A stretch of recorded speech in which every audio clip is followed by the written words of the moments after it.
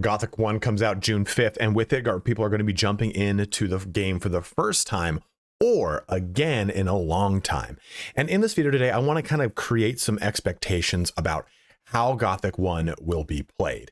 I'm going to talk loosely about the skill system, give you a sense of how the progression of that works as it pertains to your attributes, and then talk about your decision choosing which one of the camps that you can side with in the game. This is a no spoiler run through of the game, breakdown of the game. We're going to be talking pretty much about everything on a high level because this game is very much about the narrative enjoyment of Gothic 1. I will echo this many times throughout the video, but please always choose the way that makes the most sense for your gameplay. The portion of this video is really about helping you decide which way is the best way for you.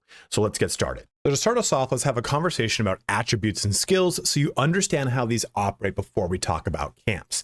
Now, what's important with Gothic, especially if this is your first time ever playing, is please play the game however the hell you want. Nothing in this video is going to tell you you have to do these things. It's just to give you a general guideline so you understand the importance of your choices. But your choices should always come down to the narrative choice you've made for your character in a single player narrative game. Every single camp is going to feel different. Every single skill is going to feel different. So choose what's best for you. Please play your game. Don't play my game. Now, we've got 3 attributes that we're going to be focusing on: strength, dexterity, and mana. Your character will get skills, and as they get skills, as they level up, they get skills. And as they get those skill points, they can invest them on these attributes. Strength is going to help out with melee weapons. Dexterity is going to help out with ranged weapons. And then mana is going to help out with any kind of magic.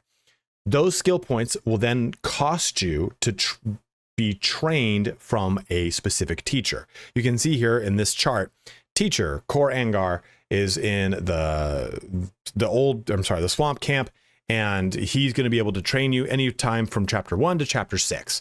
That's what this chart here means. Those points are going to scale over time depending on how many points you have invested in them. It's the truth for attributes and for skills. So every single camp, no matter what you choose, will allow you to progress all 3 of your attributes without any problems. There is a max of 100 that you can do with any attribute, and there's kind of some finicky stuff with that. Like if you take a look up here, if any equipped rings or amulets boost your attributes past that limit, you can unequip them to be able to learn again. So your rings or amulets might boost you and you might not be able to train it. I think that that's been fixed now with the remake. We're not 100% sure because in the preview build I played, I was not able to go that high. So some things to kind of consider. And also there's plenty of potions that will permanently increase your attributes, lots of other things. Now for our skills, we have the same system, but I want you to also think that things in this game are very linear. It's not necessarily that, hey, this skill is equal to this skill. And like, for example, one-handed and two-handed. One-handed is the beginning progression into two-handed. You cannot go into two-handed unless you've trained into one-handed. There's kind of unless you're a mercenary, but that's like neither here nor there. And if we're talking strictly about damage, two-handed weapons do the most damage in the game of any melee weapon, but one-handed, you can use other things, right? So it's like there is a progression in that regard. Like bows, for example, will never do more damage than a crossbow, but a bow is faster. So there's usually some sort of trade-off. Like a one-handed sword is faster than a two-handed sword, and you can use the other things with the one-handed sword. So there's that trade-off again. So that's how those things work. And we don't know if these points are the same in the remake. In my preview build, they were different, but I think that was just for the preview build for press and whatnot. But what's important to know is that some camps will allow you to train specific skills to specific max points or not until you reach a certain point. So for example, here, two-handed, I cannot learn this from the old camp from the swamp camp until chapter 2. I cannot learn this from the new camp until chapter 2. Whereas I can learn two-handed from Thoris at chapter 1 through to chapter 3. So you can see that some of these have different applications depending upon your camp alignment. And that's going to be our next conversation here. And pretty much everything, by and large, is accessible to you at any point when it comes to the melee skills and the rogue skills. Just different points of access, and it's usually just one chapter, like chapter 1 or chapter 2. There are 6 total chapters in the game. Now, thief skills here are pretty much applicable to everyone for the most part. They're accessible for most camps, well, old camp and the new camp, not the swamp camp. So we'll explain that in just a little bit here, but those things are worth noting. And lastly is magic. Magic is kind of a tricky thing. You get basically 3 types of magic depending upon which type of mage or camp you decide to ally with. If you go with the old camp, new camp, or swamp camp, that grants you access to magic at different times in the game. So that's worth noting, but it's part of the next section's conversation, so I don't want to like crowd that up too much. So you now have a base understanding of how skills work. You have an understanding that it costs you skill points every time you level up to invest in those skills from specific trainers at said camps. Now let's talk about camps. So the most important decision for your game is going to be choosing whether or not to go with the old camp, the one that you initially start off with, the new camp, which has taken a different turn of events than the old camp, or the swamp camp, which is entirely different in and of itself. Now, you should talk to every NPC. You don't have to make this decision right away. When you get access to the game, when it comes out, it's strongly encouraged that you talk and get a vibe for the camp. Every camp has a different motivation. The old camp is kind of a little bit of the old guard, trying to keep things at a status quo. The new camp is focused on breaking the barrier and freeing everyone from it, but there's a little bit of an anarchist side to it as well. Whereas the swamp camp is about huffing swamp weed, and basically there are a bunch of religious zealots. So you have to really decide for yourself, do you want to ally yourself with the narrative of that camp? And again, I strongly recommend that's how you play, especially if this is your first time through, because the narrative is so fun and juicy. Now, choosing a camp, though, when it comes to a skill perspective, will determine some things, but it mainly comes down to magic. You will get access to one-handed in both camps. You'll get access to the thieving skills in both camps being the old and the new camp. The swamp camp is where things get a little bit different. So you get access to magic in the swamp camp faster than any other camp. But the trade-off is, and you get access to it in late chapter 1, the trade-off is you cannot go above the 4th circle of spells. There are 6 circles of spells. The alternative here is the old camp, which allows you to get access to runic magic, or specifically fire magic, in late chapter 2. So that's your next progression point. You will cap out, I believe, either I think it's like level of circle 5, and then eventually get access to circle 6 through water magic. And water magic is in the new camp, and you get access to that in late chapter 4.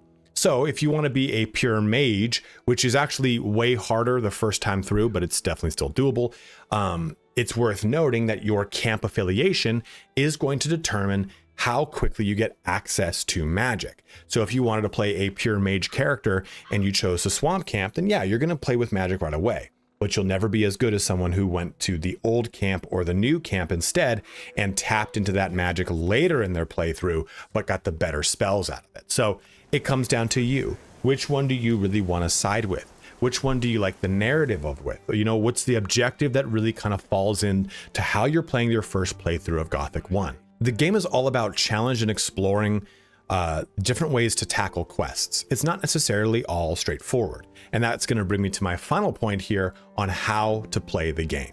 And truly, it comes down to you. How do you wish to tackle every obstacle that's thrown your way? You're going to be told by some people, hey, you know what?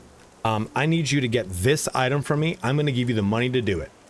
And you can actually blow that up and steal the money. Or you can make the deal fall through and don't get the item. Or you just simply retrieve the item and do what you want. Or you kill the guy who wants the item and take the item anyway, and you've got your gold and he'll never hunt you. So there are a lot of avenues through this game, and there's a lot of ways to complete everything in this game. This game is not a game where you're going to lock 80, 90, 100 hours into it. It's a game where you're going to play, probably those of us that really know it, probably done about 20 hours or so. And those that are going through the first time, they'll hit 40 or 50. But the game invites you to replay. Go through as a warrior and only stay in the old camp, become a guard, and go through that process. Or Do you this time go through as a member of the new camp and become a mercenary or a water mage and go into magic later in the game, but you get the most powerful magic a lot easier than everyone else? Or do you become a battle mage and a Templar in the swamp camp? And this is your third playthrough now, and you want a very different spice to your playthrough. Because the old and new camp do have a very similar vibe to them, whereas the swamp camp's like, yo man, it's wild. We're smoking swamp weed and we're communing with God.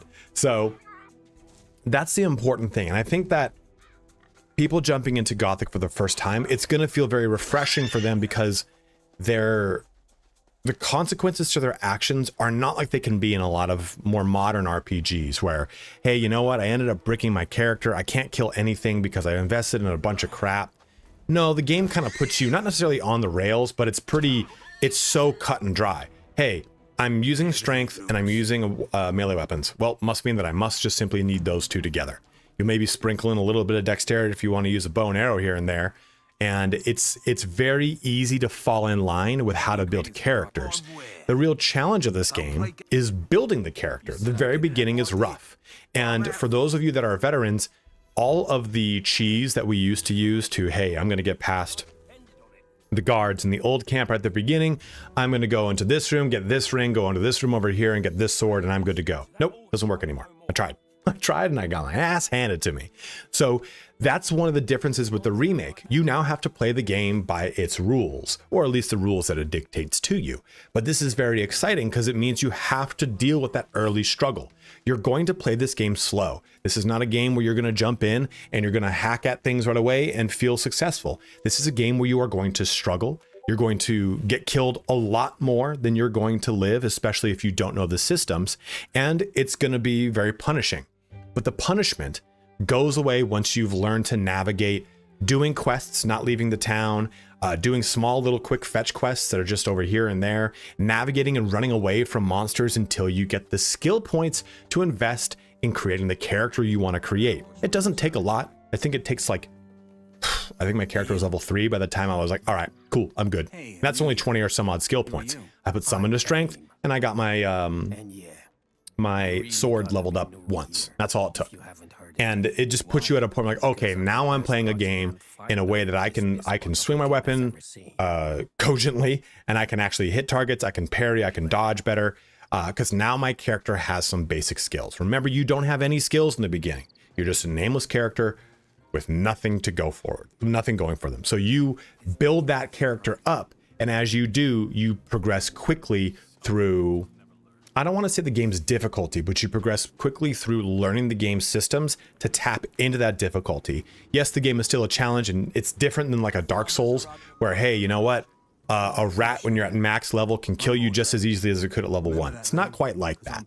It's that the things that you progressively fight in the game will always somewhat match your difficulty if you are in the places you should be. Meaning, if I'm jacked up level 1000, it's not you can't get that high. But like I'm level 100 and I'm attacking like a mole rat in the beginning, it's probably not going to kill me, and I'm going to kill it so quickly it doesn't matter. But if I go through the progression of the game's difficulty in the areas that I should be at for that point in the game will match that difficulty. And it's a fun difficulty because you go from an aimless fool who can barely wield a one-handed weapon without using two hands to someone who's deftly moving that weapon around them, and it's like a dance. It's really cool. The old animations for it were awesome. Like the little like white like wisp around your sword as you swung was absolutely sick. So hopefully now this gives you a better idea of what Gothic 1 is going to be like. I think we've seen so many videos, my own included, of like, this is going to be a very hard game. It will be a hard game for the first handful of hours. And that hardness, what? That difficulty will subside as your character gets better, and you, as your natural gaming skills, because you are a gamer who's played all these cool, hard action, adventure, and RPG games, will start to be able to leverage their skills, right? And that is the true fun of Gothic, is having that narrative character built through you and enjoying the narrative juiciness of the story that is Gothic 1. It's a really good story. Gothic 2, I think most people agree Gothic 2 is like the best one in the series. And then Gothic 3 is also another fun foray, but this is it's an exciting thing to jump back into. And it's a game that I had forgotten was so challenging in the beginning because I'm so used to games. And I don't want to say hold your hand because I really don't like that term. But I mean, games are very much the very beginning portion of any video game right now is very cookie crumbed to you or breadcrumbed. Follow these things. This is how you do your tutorial. This is how you learn your mechanics. There you go. You're off to the races. Have fun. This game doesn't do that because games didn't do that back then. And it is sobering to remember that, and you'll quickly learn it. But once you do, you're in for truly a really great time with Gothic 1. And if you have any other questions or things that you're concerned with starting up the game, go ahead and let me know. I've played through the preview. I've played through the game when it came out. No, not even. It's 25 years ago. But either way, just go ahead and let me know in the comment section below. More than happy to help out. As always, guys, thank you so much for watching here today. If this video ended up helping you, please don't forget to like, comment, or subscribe, as each one of those things helps me out in a huge way. And go ahead and check my link out to my Discord, linked in the description below. That way you can stay up to date with any of my uploads whenever I go live with my streams. And I do a lot of content polls and kind of just shoot the shit generally on my Discord. So come on over and hang on out. But as always, thank you so much for watching here today. Have a good one and take care.